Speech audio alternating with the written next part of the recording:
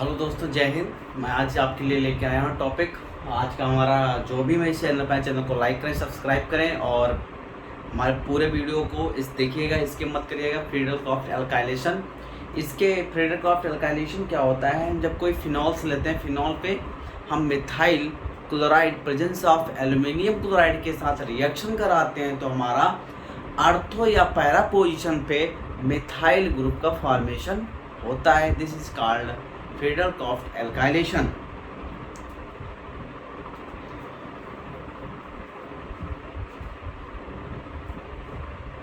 When the phenol can treated by methyl chloride in presence of anhydrous aluminium chloride, the formation of the product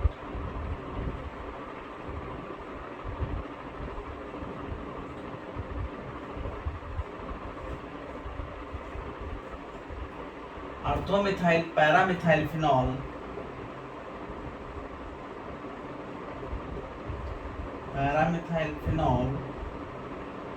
and orthomethyl phenol.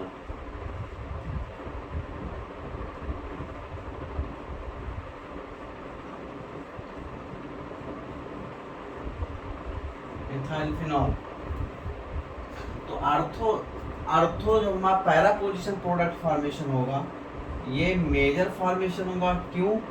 According two plus I effect show करता है। और हमारा जो group लगा है, हमारा electron donating group जब हमारा लगा होता है, या इलेक्ट्रॉन रिलीजिंग ग्रुप, इसको हम इलेक्ट्रॉन रिलीजिंग या इलेक्ट्रॉन डोनेटिंग ग्रुप बोलते हैं, जब भी लगा होगा, जब भी हमारा पैरा पोजिशन जो प्रोडक्ट होगा वो मेजर प्रोडक्ट फॉर्मेशन होगा as compare to ortho position में जो प्रोडक्ट बनेगा वो माइनर प्रोडक्ट फॉर्मेशन होगा in case of electron donating group या electron releasing group. Plus I effect show करते हैं और प्लस एम इफेक्ट शो करते हैं। Plus M effect, mesomeric effect plus inductive effect plus I effect show करते हैं। तो ये हो गया। इसकी मैकेनिज्म क्या होती है? मैकेनिज्म जो होती है हम कराते हैं तो मिथाइल क्लोराइड को एल्यूमिनियम AlCl3 के साथ रिएक्शन कराते हैं। तो ये जो क्लोरीन वाला तो मिथाइल पे कौन सा चार्ज आएगा? पॉजिटिव चार्ज आएगा। ये बॉन्ड हमारा ब्रेक हो जाता है, मिथाइल का बॉन्ड और क्लोरीन के बीच जो बॉन्ड बना होता है, ये बॉन्ड का ब्रेक होता है और एल्यूमिनियम के साथ इसकी बाइंडिंग हो जाती है। तो क्या बन जाता है?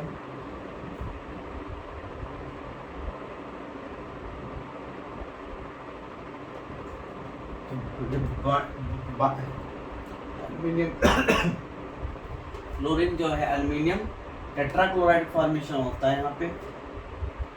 Metal always the aluminium is neutral charge, this formation of chlorine और methyl is bearing the plus AlCl4 minus methylonium ion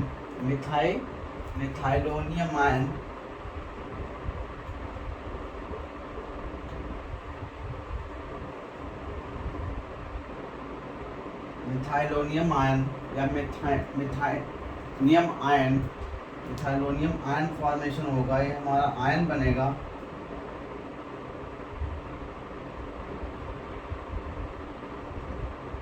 मिथाइलोनियम ion formation होगा तो जो मिथाइल ग्रुप में AlCl4 माइनस बनेगा।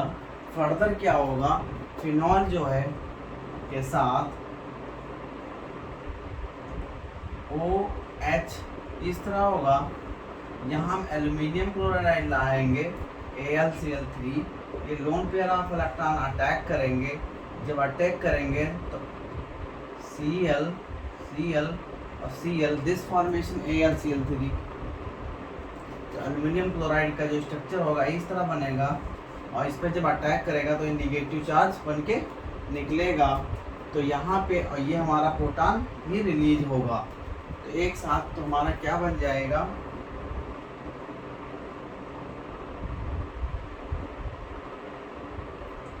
फॉर्मेशन होगा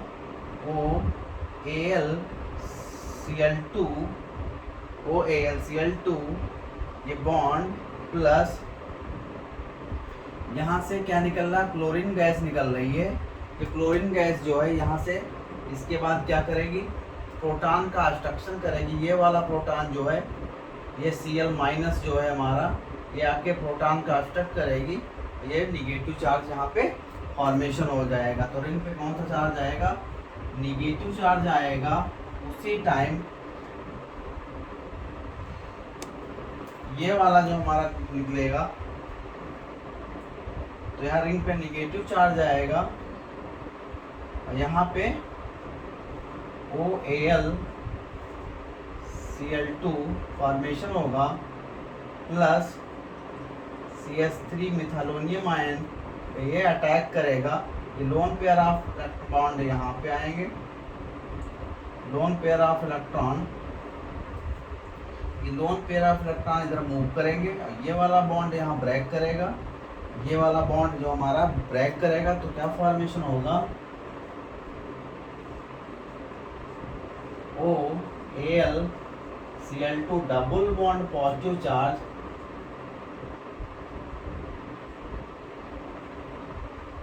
प्लस CH3। फर्दर ये क्या होगा, प्रोटॉन हमारा यहाँ से, तो यहाँ पे हमारा HCl गैस बाहर निकल जाएगी। उसके बाद मिथाइल आयन जो है हमारा पे अटैक करेगा, ये बॉन्ड ब्रेक होके, तो हमारा ये बन जाएगा। फर्दर क्लोरीन आयन जो यहाँ से निकला था वो एक प्रोटॉन अटैक करेगा, ये बॉन्ड इधर, ये बॉन्ड इधर और ये बॉन्ड इधर मूव कर जाएगा। तो इस तरह तो क्या फॉर्मेशन हो जाएगा, फॉर्मेशन हो जाएगा इंटरमीडिएट जो भी बनेगा, ये इंटरमीडिएट बना। इस इंटरमीडिएट में वो H वाला H यहाँ शिफ्ट हो जाएगा, तो ये बन जाएगा मिथाइल H वाला बॉन्ड यहाँ शिफ्ट हुआ, डीप्रोटोनेशन हुआ, ये बॉन्ड इधर निकला और ये Cl के साथ बाइंडिंग कर लेगा, ये Cl के साथ बाइंडिंग कर लेगा। तो क्या बन जाएगा, ये OH आ जाएगा प्लस AlCl3 बन के फिर से ये हमारा जो लुईस एसिड यूज करते हैं ये बाहर निकल जाएगा।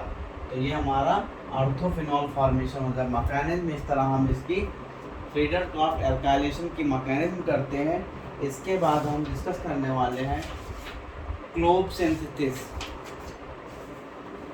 क्लोव सिमेट रिएक्शन या कोल्बे सिमेट रिएक्शन।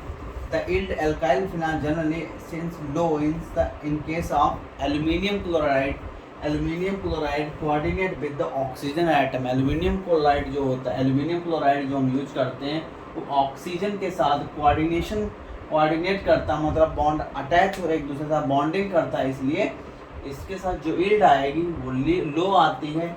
लेकिन जो हमारा प्रोडक्ट फॉर्मेशन होगा, para product is major product formation होगा as compare to ortho position, ortho methyl या 2-मिथाइल फिनॉल भी या 4-मिथाइल फिनॉल भी इसे बोलते हैं।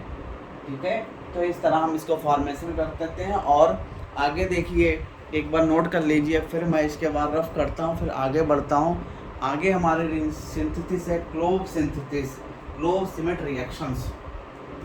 तो क्लोव सिमेट रिएक्शंस में क्या होता है, हम सोडियम एसीटेट ले, सोडियम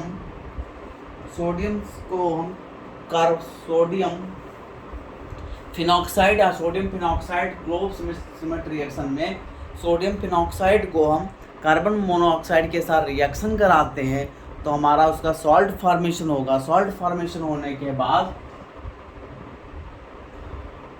फिर उसका हम रीअरेंजमेंट करते हैं। उसका क्या करेंगे, रीअरेंजमेंट करेंगे तो हमारा 2-हाइड्रोक्सी एसिटोफिनोन फॉर्मेशन होगा।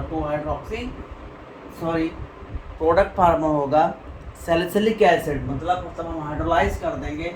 तो क्लोव सिमेट रिएक्शन हम कैसे कराते हैं, आइए देखते हैं। तो क्लोव सिमेट रिएक्शन कराने के लिए सोडियम फिनॉक्साइड आयन को हम कार्बन मोनोऑक्साइड के साथ रिएक्शन कराएंगे तो उसका हमें क्या बनेगा, सॉल्ट फॉर्मेशन होगा। सॉल्ट फॉर्मेशन होने के बाद उसका हम रीअरेंजमेंट करेंगे तो हमारा सैलिसिलिक एसिड का फॉर्मेशन होता है। जो सैलिसिलिक एसिड बनता है, सेम रिएक्शन इससे पहले मैंने पढ़ी है। कौन सी रिएक्शन पढ़ी थी?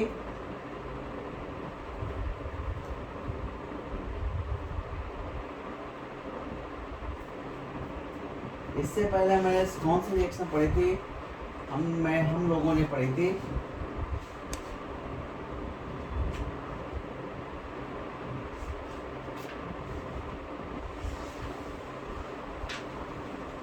Frying rearrangement. जो फ्राइंग रीअरेंजमेंट करते हैं, same as a Kolb symmetry reactions, similar as a Kolb symmetry. Frying rearrangement is similar to Kolb symmetry reaction, is similar to frying rearrangement. Clove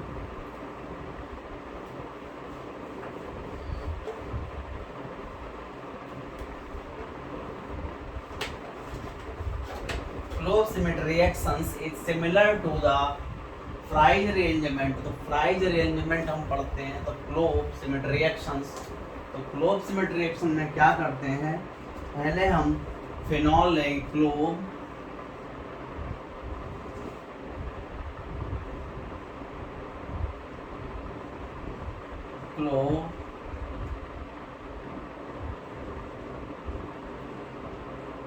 सिमेट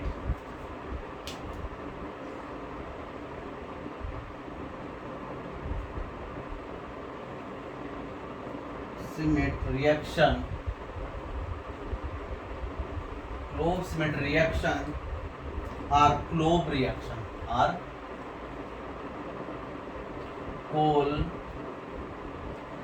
Kolb reaction।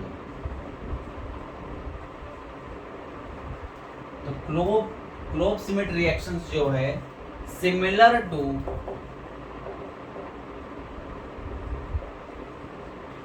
Prize rearrangement.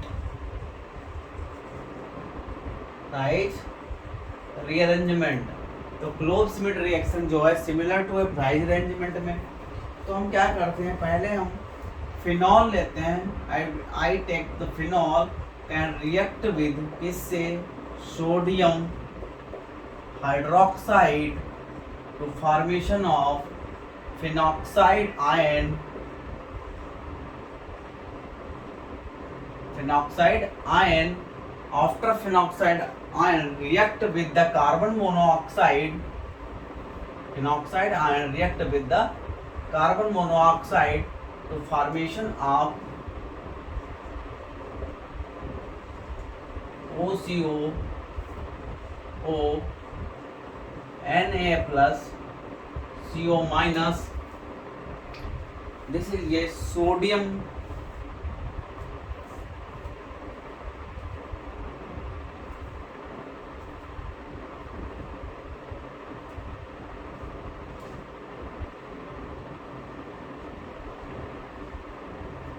this is formation sodium phenyl carbonate, sodium phenyl carbonate, sodium phenoxide,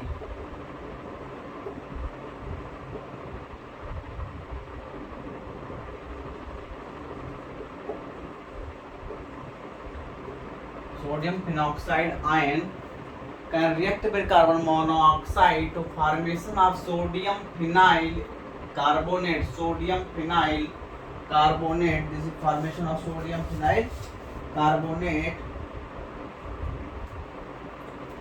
after rearrangement, after rearrangement to formation of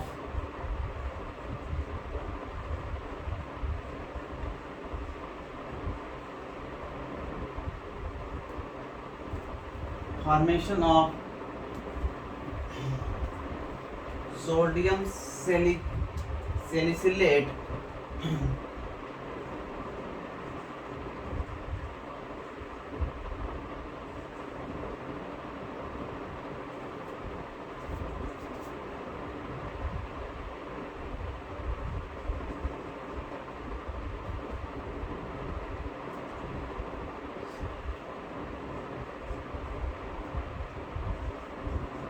sodium salicylate, formation of sodium salicylate after can hydrolyze by H3 plus ion water के साथ acidic medium hydrolyse करेंगे तो formation होगा salicylic acid, formation of salicylic acid.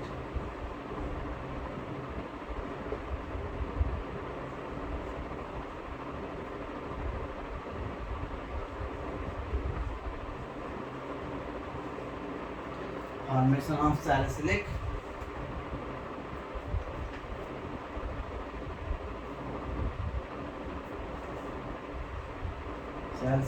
acid, ये 2-hydroxybenzoic acid, 2-hydroxybenzoic acid। अब देखते हैं इसकी मैकेनिज्म कैसे करते हैं। Kolbe Schmitt reactions similar to Fries arrangement. आपने इससे पहले फ्राइज अरेंजमेंट भी पढ़ा, अब क्लोव सिमेट रिएक्शंस है।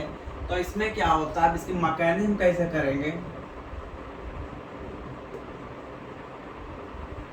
मैकेनिज्म क्या है, फिनॉक्साइड आयन बनेगा। ये फिनॉक्साइड आयन जो है, phenoxide ion can react with the carbon monoxide.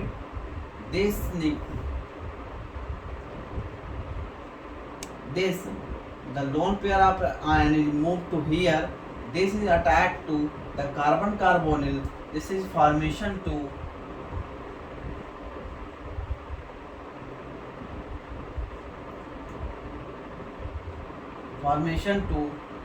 keto plus positive charge hydrogen COO minus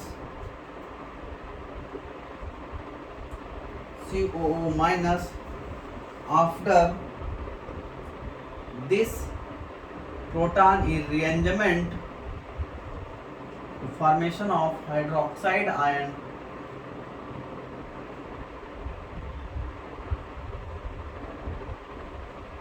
hydroxy carbonate after hydrolyzed by HCl what acidic medium can formation of salicylic acid, formation of salicylic। This is the mechanism from Clove Schmidt reaction synthesis similar to the Fries rearrangement। Fries rearrangement में हम similar reaction करते हैं। Phenol लेते हैं, phenol को हम किसके साथ रिएक्शन कराते हैं, एस्टर फॉर्मेशन करते हैं। सेम ऐसे एस्टर बनता है, सोडियम फिनाइल कार्बोनेट बनता है, वो फिनाइल डाइफिनाइल एसीटेट बनेगा, डाइफिनाइल एसीटेट टाइप बनेगा। सिमिलर अरेंजमेंट हो के हमारा क्या बन जाएगा, सोडियम सिलिसेट बनेगा, वहाँ एसीटेट सोडियम एसिटोफिनोन बनेगा, 2-हाइड्रोक्सी एसिटोफिनोन का फॉर्मेशन होता है। Similar mechanism both are formation, similar mechanism, formation of ion. This is to Schmidt, Clove Schmidt reaction with the carbon monoxide. The first taking the phenol react with the sodium hydroxide to formation of sodium phenoxide ion. The CO2, the oxide ion react with the CO2 to formation of sodium phenyl carbonate. After rearrangement of this group, this position set ortho position to formation of sodium salicylate after hydrolyzed by acidic media HCl or water to formation of salicylic acid. This is called Clove Schmidt reaction.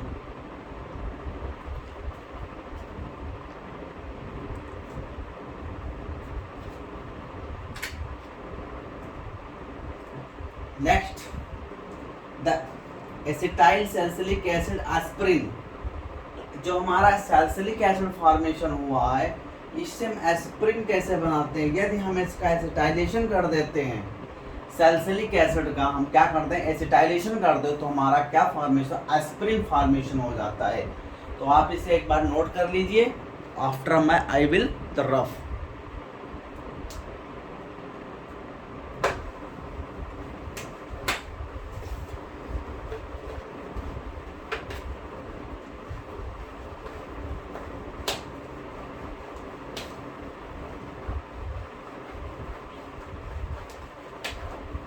तो aspirin बनाने के लिए हम क्या use करते हैं, Kolbe synthesis के हम क्या बनाते हैं, सैलिसिलिक एसिड बनाते हैं।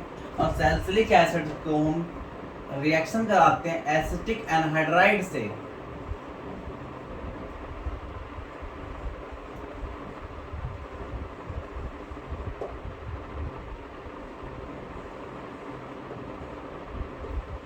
सैलिसिलिक एसिड जो है किससे रिएक्ट करेगा, एसिटिक एनहाइड्राइड CH3CO का होल ट्वाइस O, इसको बोलते हैं acetic anhydride in presence of, open करके लिख देता हूं तो ज्यादा अच्छा रहेगा आप लोगों के लिए, plus CH3CO oxygen CO CH3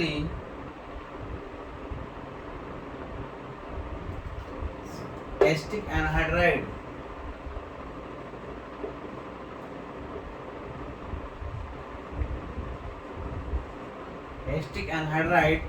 react with in presence of sodium acetate and acetic acid. Sodium acetate, this is sodium acetic acid, to formation of aspirin, COCH3 COOH.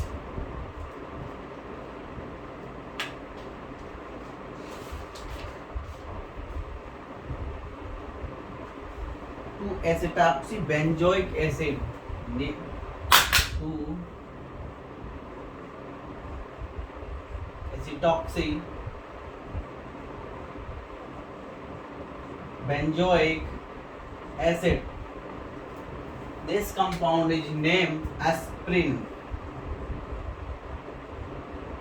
Aspirin, painkiller, aspirin.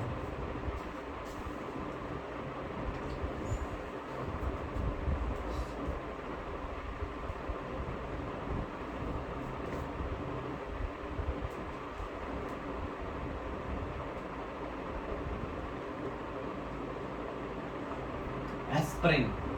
जब हम salicylic acid को sodium acetate के, salicylic acid को acetic anhydride के साथ हम reaction कराते हैं presence of sodium acetate and acetic anhydride to formation of two acetoxy, इसे एसिटाइल ग्रुप, एसिटॉक्सी, ऑक्सी इसलिए ऑक्सीजन के साथ अटैच है तो oxy, two acetoxy benzoic acid, benzoic acid, this is called aspirin.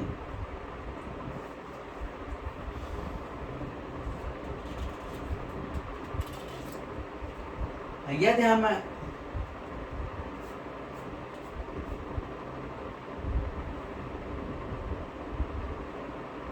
यदि मिथाइल सैलिसिलेट को प्रिपेयर करते डायरेक्टली एस्टिफिकेशन कर देते हैं, यदि हम मिथाइल सैलिसिलेट को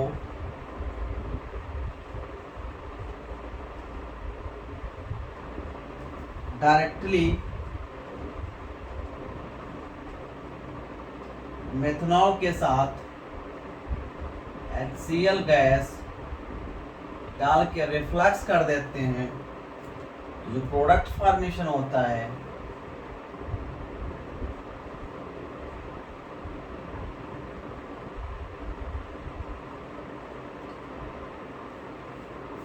क्या फॉर्म में, मिथाइल सैलिसिलेट एस्टर फॉर्मेशन हो जाता है, मेथनॉल के साथ रिएक्शन कर लेता है,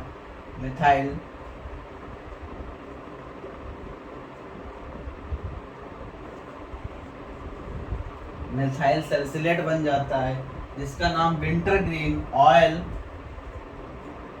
ऑफ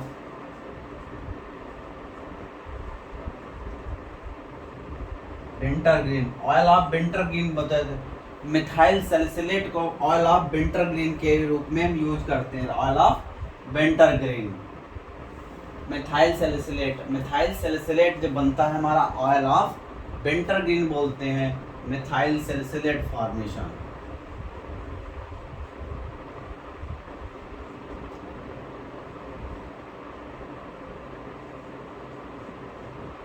मिथाइल सैलिसिलेट बनाने के लिए इसको बोलते हैं ऑयल ऑफ विंटरग्रीन। यदि मिथाइल सैलिसिलेट को POCl3 डाल के फिनॉल के साथ रिएक्शन करा देते हैं तो फिनाइल सैलिसिलेट बन जाता है। इसी सैलिसिलिक एसिड को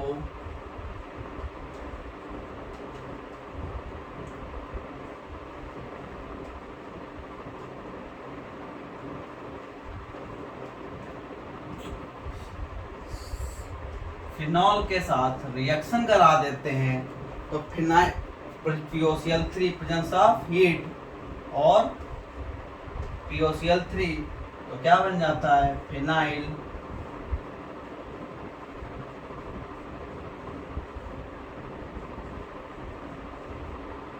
सैलिसिलेट।